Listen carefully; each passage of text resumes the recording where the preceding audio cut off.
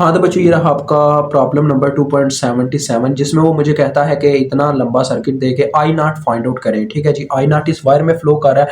तो बच्चों सबसे पहले मुझे पता है क्या करना होगा। देखें, इस सर्किट के अंदर आपको कहीं भी करंट सोर्स देखने को नहीं मिल रहा। यहाँ पे एक वोल्टेज सोर्स लगा हुआ है जो कि उल्टा लगा हुआ है, यानी कि उसका माइनस का पोल ऊपर है। मैंने आपको बताया था करंट हमेशा पॉजिटिव पोल में से निकलती है और नेगेटिव पोल में जाती है, तो लिहाजा ये उल्टा लगा है। बाद में इसकी कहानी बयान करेंगे क्या करना है इसके साथ है। तो सबसे पहले तो मुझे बच्चों इस वोल्टेज सोर्स को करंट सोर्स में कन्वर्ट करना होगा। ठीक है, वो कैसे कर सकता हूँ? ओहम्स लॉ की मदद से। ओहम्स लॉ कहता है, यानी मुझे V is equal to I R formula होता है, तो I is equal to V R लगा के इसको करंट में कन्वर्ट करना होगा। लेकिन मुझे टोटल रेजिस्टेंस नहीं पता, टोटल वोल्टेज तो पता है।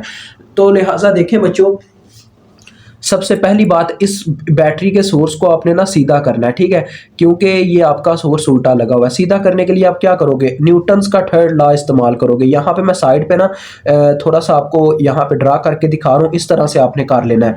पॉजिटिव का पोल ऊपर करना है, इसका नेगेटिव का पोल नीचे करना है, और इसके वोल्टेज फिर क्या हो जाएंगे? माइनस में हो जाएंगे, -12 वोल्ट आ जाएंगे। ठीक है, इस तरह से इसका आपने वोल्टेज सोर्स लगाना है, क्योंकि हमेशा करंट पॉजिटिव के पोल में से निकल के ऊपर जा रही होती है।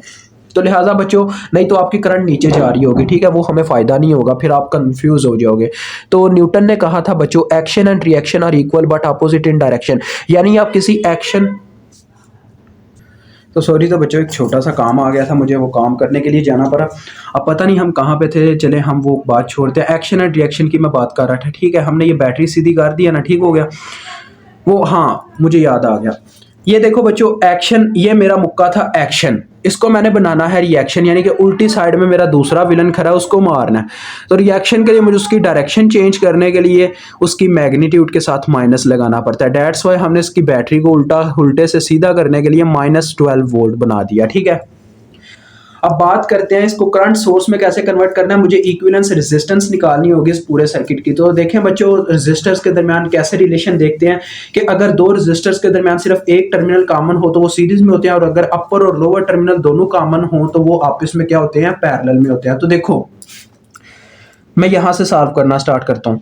तो इन दो रेजिस्टर्स के दरमियान सिर्फ एक टर्मिनल कॉमन हो रहा है, दूसरा टर्मिनल 4 किलो ओम का यहाँ पे अटैच है, 12 किलो ओम का यहाँ पे अटैच है। तो ये दोनों हुए सीरीज में, इन दोनों का सीरीज कॉम्बिनेशन ले लेते हैं। सीरीज में रेजिस्टेंसेस प्लस हो जाती हैं, 12 + 4, तो ये आ गया 16 किलो ओम। अब बच्चों, ये जो 16 किलो ओम आया होगा, मैं छोटे छोटे आपको ना पेयर्स बना के बताता जाऊंगा कि हो क्या रहा है। ठीक है, आपने बस उसी से समझना। देखें, ये जो 16 किलो ओम है, ये इस तरह से आ जाएगा 16 किलो ओम। हमने क्या किया? हमने इतना सर्किट कट कर दिया था बीच में से।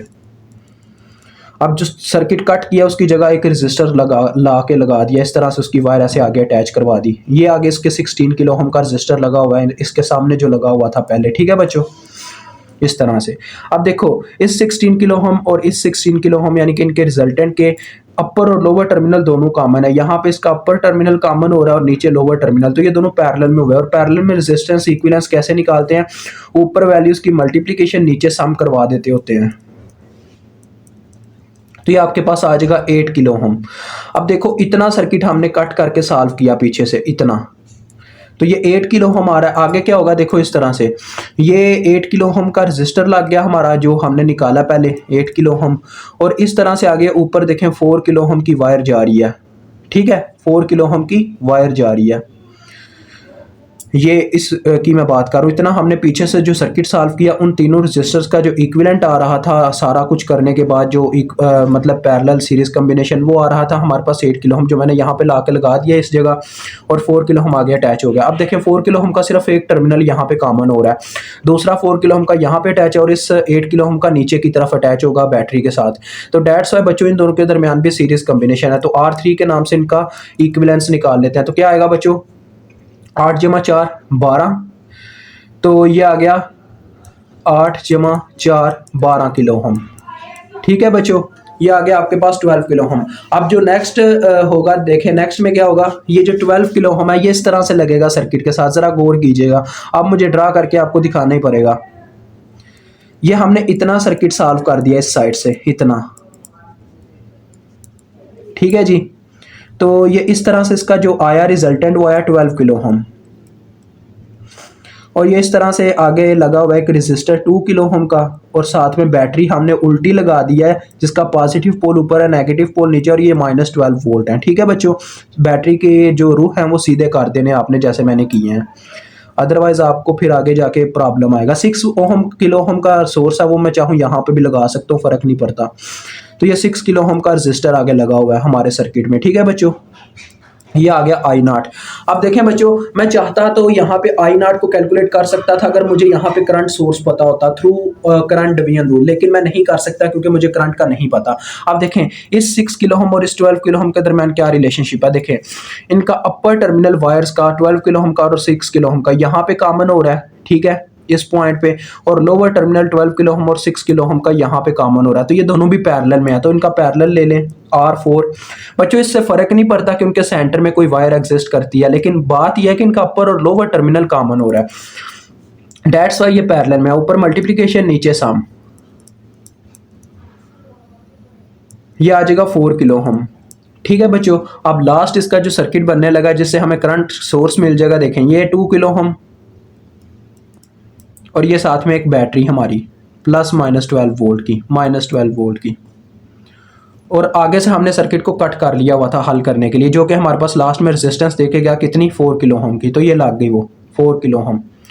अब हमने यहाँ पे करंट निकालनी है, तो करंट बच्चों IT के नाम से निकाल लेते हैं। ठीक है, ज़रा गौर कीजिएगा, यहाँ पे ऊपर ओहम्स लॉ लगेगा, यानी कि वोल्टेज ओवर रेजिस्टेंस आ जाएगा। V = IR होता है, तो I = V over R होता है, तो V यहाँ पे कितने हैं, वोल्टेज -12 ओवर रेजिस्टेंस। अब देखो बच्चों, हमें अभी भी इक्विवेलेंस रेजिस्टेंस नहीं मिली, अभी भी इन दोनों के दरमियान एक सीरीज या पैरेलल कॉम्बिनेशन बनता है। तो देखो इन दोनों के दरमियान सिर्फ एक टर्मिनल कह लो यहाँ कहीं पे कॉमन हो रहा है वायर का, 2 किलो ओम और 4 किलो ओम का, और 4 किलो ओम की दूसरा टर्मिनल जो है बैटरी के साथ अटैच है, इसका भी दूसरा टर्मिनल बैटरी के साथ अटैच है, दैट्स वाई ये दोनों सीरीज में है, तो नीचे आ जाएगा 2K + 4K, तो बन गया 6K। तो ये आपके पास करंट आ जाती है -2 मिली एम्पेयर। अब बच्चों आपको ज्यादा दूर जाने की जरूरत नहीं है, क्योंकि हमने आई नॉट कैलकुलेट करना है, तो वो इसी सर्किट से फाइंड आउट हो सकती है, यानी कि ये जो हमने ड्रा किया था, बस इस यानी कि बैटरी की जगह जो कि वोल्टेज सोर्स की फॉर्म में दिखाई गई थी, इसको करंट सोर्स में कन्वर्ट करना होगा।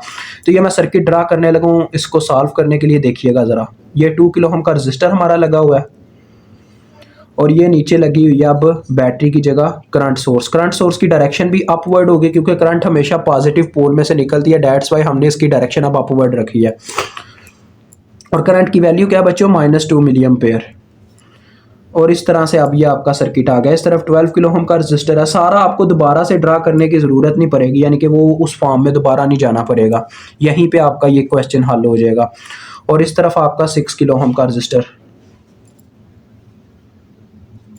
ये 6 किलो ओम। सीरीज में बच्चों करंट सेम चलती है, लेकिन जो पैरेलल का एक हिस्सा आता है ना, जहाँ पे दो वायर्स डिवाइड हो रही होती हैं, वहां पे जाके करंट भी डिवाइड हो जाती है।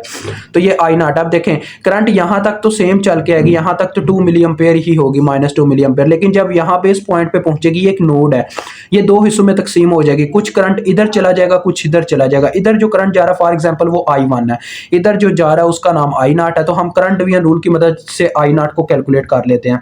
तो देखें आई नॉट कैसे फार्मूला लगेगा, आपको पता है बच्चों 6 किलो ओम और 12 किलो ओम आपस में पैरेलल में है, तो होता क्या है, मैं अगर इस ब्रांच की करंट फाइंड आउट करना चाहता हूं, तो करंट डिवीजन रूल का कहना था उसकी पैरेलल ब्रांच की रेजिस्टेंस ऊपर रखो, तो 6 किलो ओम के पैरेलल में क्या लगा हुआ है, 12 किलो ओम, ये हमने आगे भी यहाँ पे ये फाइंड आउट किया है।